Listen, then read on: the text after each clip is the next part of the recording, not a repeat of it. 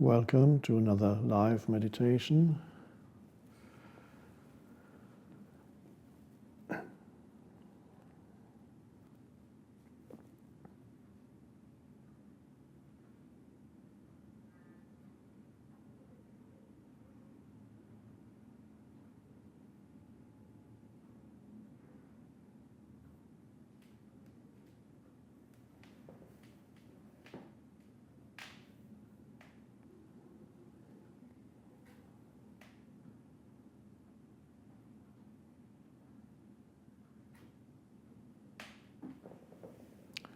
We are not doing a meditation, it's not a doing.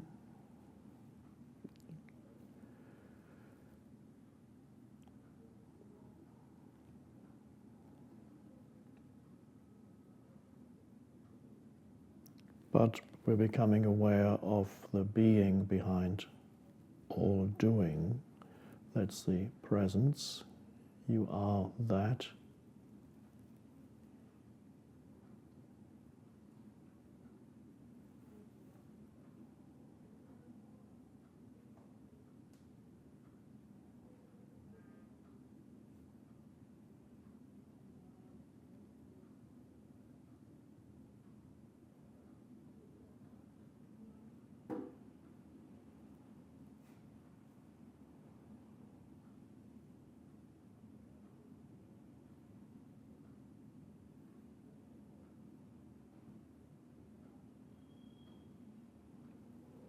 I'm not asking you to become still,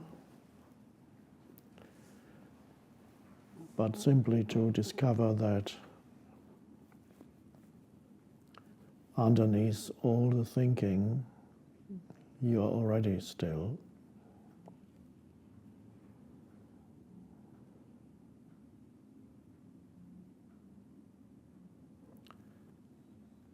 So we could call this also a kind of retreat, a stepping back. Retreat, I suppose, means something like stepping back. Stepping back from the stream of thinking.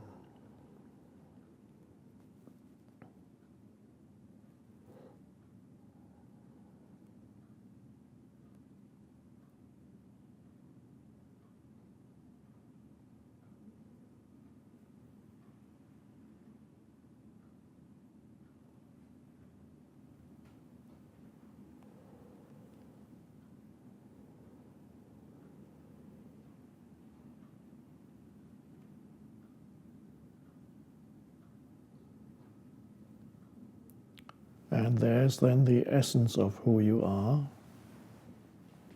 the presence, which has no form.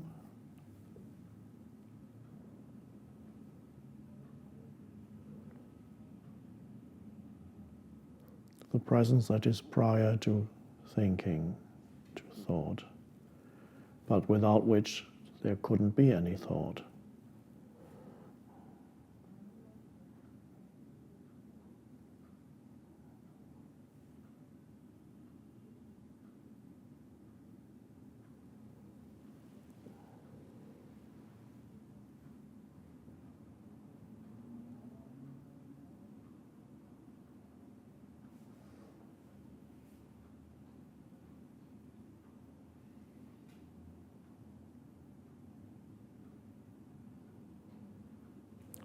And so we are here to allow thinking to subside,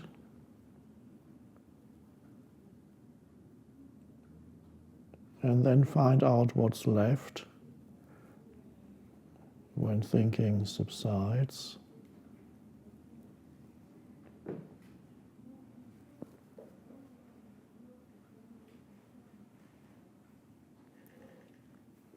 And of course you can't put a name really to what's left when thinking subsides, but you haven't gone to sleep. Normally when thinking subsides, for people who are not yet awakened or awakening, this thinking subsides, that means they go to sleep.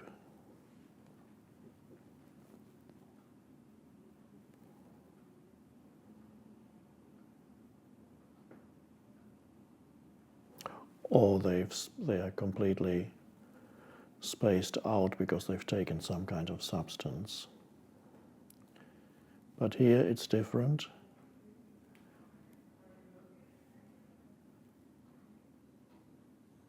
The most wonderful discovery is you don't have to think all the time. And there's a power that's greater than thinking, and that's the presence.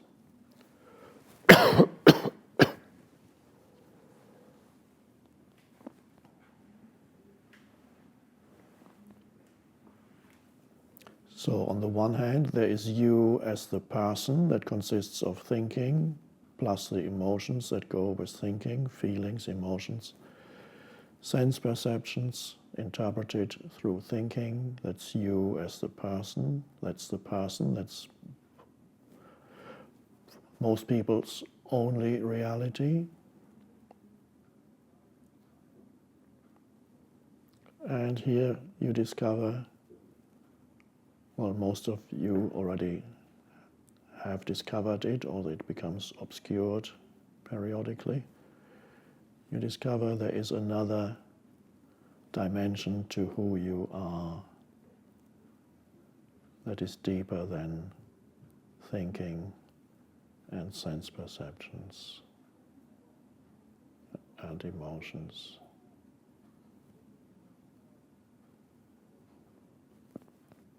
And that is called liberation. It liberates you from bondage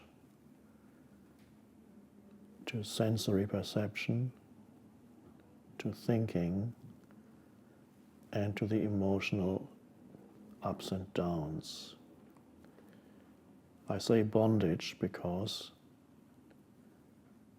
that really is how it is when you are identified with form, which is what it is, sense perceptions, forms that arise, sensory formations, sounds, images, and so on. Thinking, identified with every thought that arises. Emotions, identified with every emotion that comes.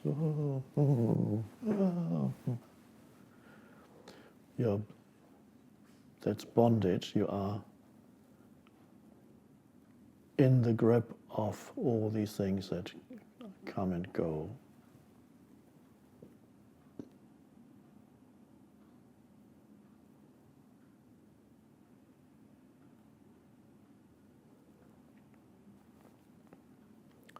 And then you discover that there is another dimension that doesn't come and go, although your awareness of it may come and go. And that is the presence. We could also call it, I sometimes call it, the space around the things that come and go, the space behind, the space around.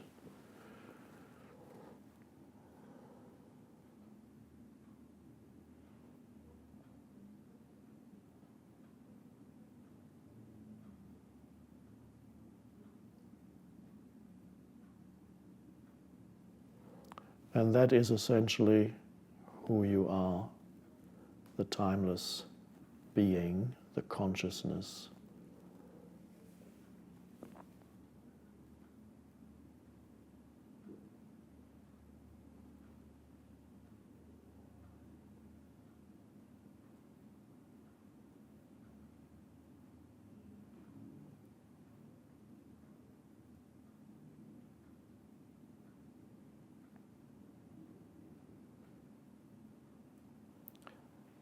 So there is a kind of detachment that comes with that awareness.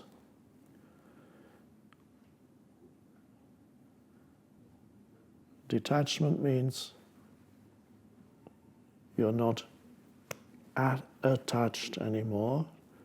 So you contemplate the world and the things that come into your field of consciousness that arise visually, and all the other senses.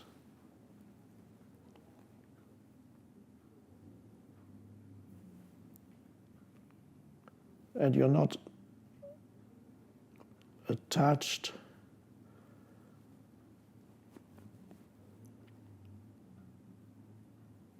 and you don't compulsively judge it anymore as it arises. That's really creates the attachment.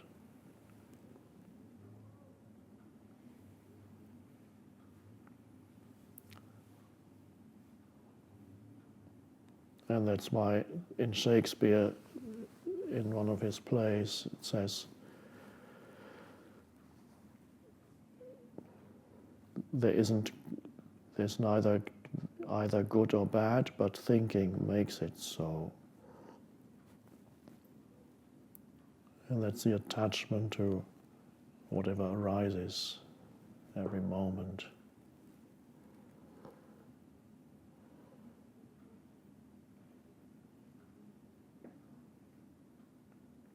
Sense perceptions, thoughts, emotions.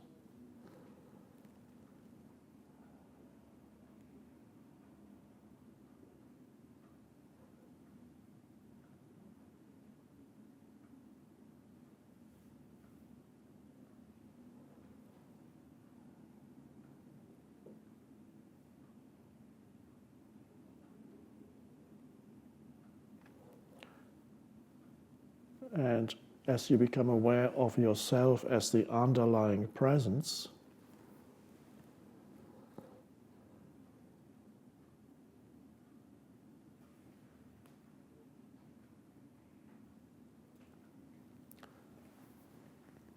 a kind of spaciousness is suddenly there inside you.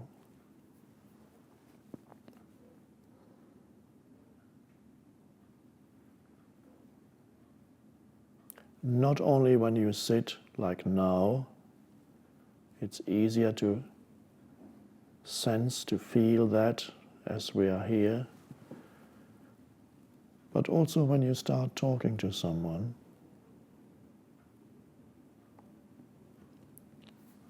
You say what you have to say,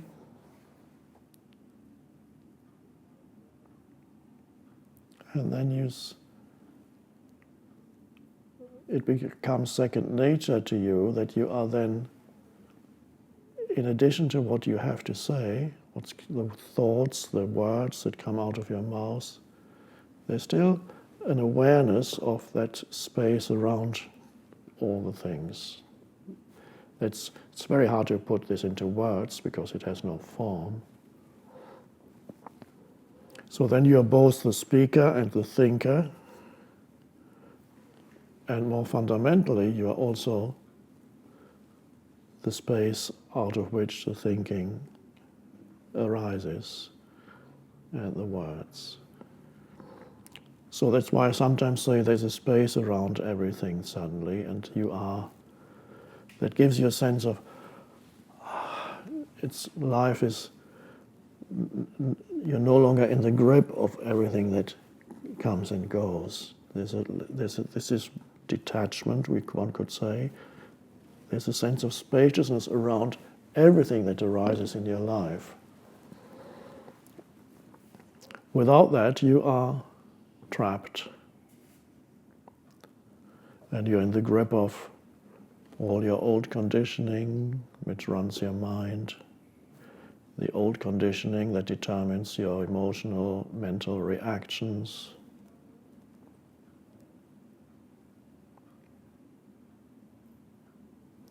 And of course, basically you're asleep then, thinking you're awake.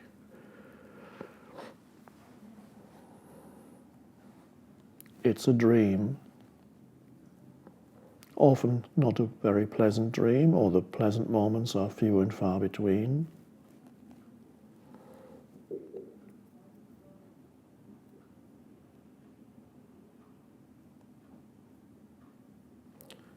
So another way of putting this is that you know there's something called lucid dreaming, which is when you're having a dream at night, you're in bed, and in the middle of the dream you suddenly become aware that you're dreaming. That's quite a lovely thing to realize oh, this is a dream, and then you look around and you experience in a totally different way.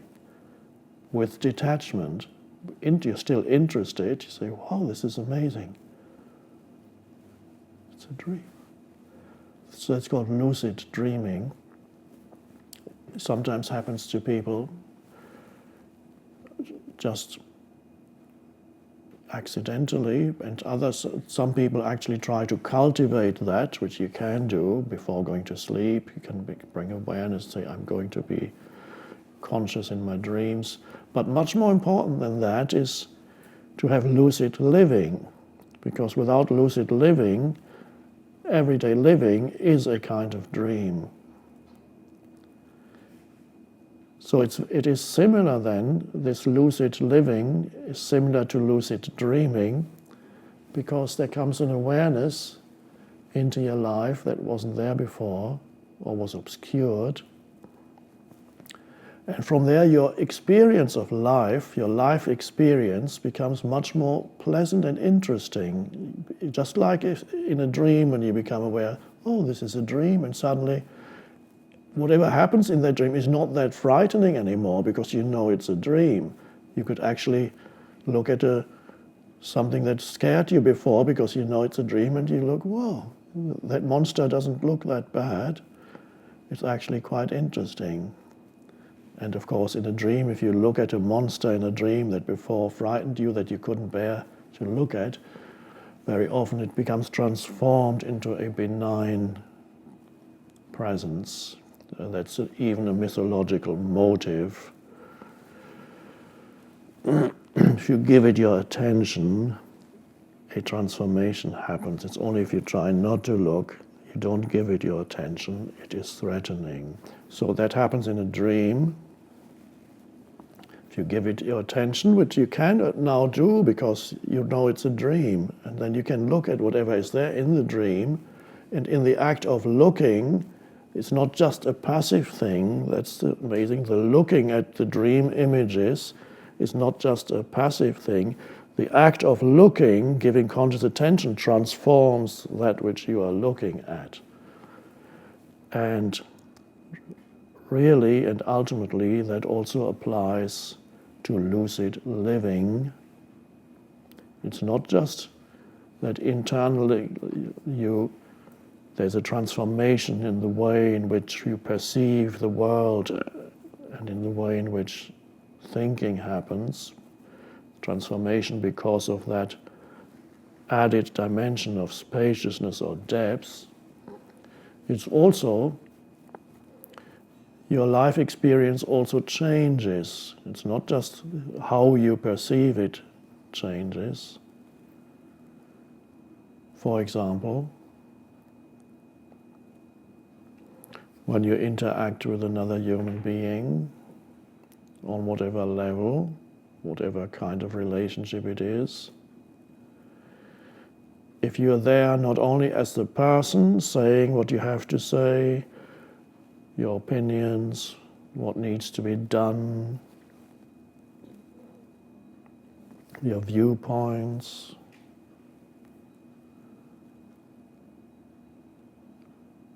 there's not only that,